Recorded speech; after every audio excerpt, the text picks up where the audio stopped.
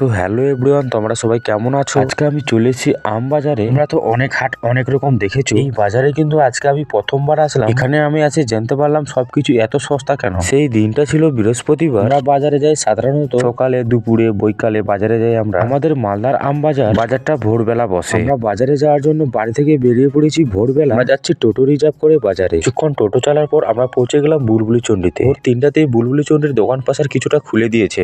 ভোরের দৃশ্যটা তোমরা একবার দেখো, বুলবুলি চন্ডির মার্কেটটা কেমন লাগে দেখে তোমরা দেখতেই পারছো সেটা। আমাদের মুখে শুধু এখন একটাই কথা আসছে, উগে মাগে উফ কি ঠান্ডা।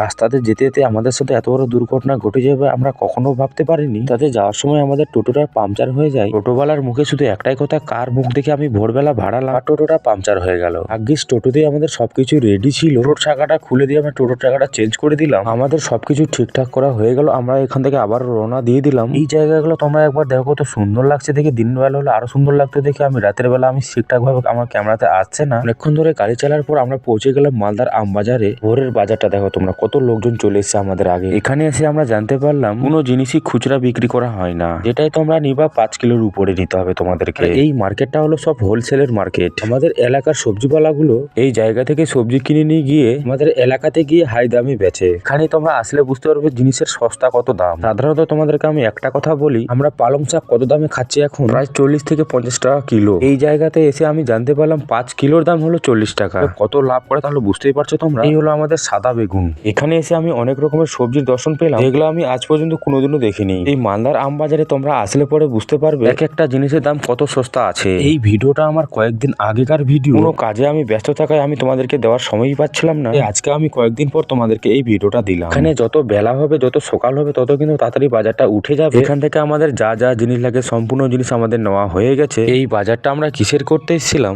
বাজারটা আমরা করতে এসেছিলাম সরস্বতী পুজো। এখানে শুধু তোমরা আসলে দেখতে পারবে শুধু হোলসেল মার্কেট, শুধু হোলসেল মার্কেট। আমাদের তো বাজার করা হয়ে গেল, আমরা এখন বাড়ি চলে যাব। এখন আমরা টোটোর জন্য অপেক্ষা করে বসে আছি। এখন আমরা টোটোতে উঠে বাড়ি চলে যাচ্ছি। এই রাস্তাটা হলো মালদার বাইপাস রাস্তা। টোটো গাড়ি দেখো রেসারেসি ভিড়ে গেছে। প্রাকৃতিক দৃশ্যগুলো আমরা দেখতে দেখতে এখন বাড়ি চলে যাচ্ছি।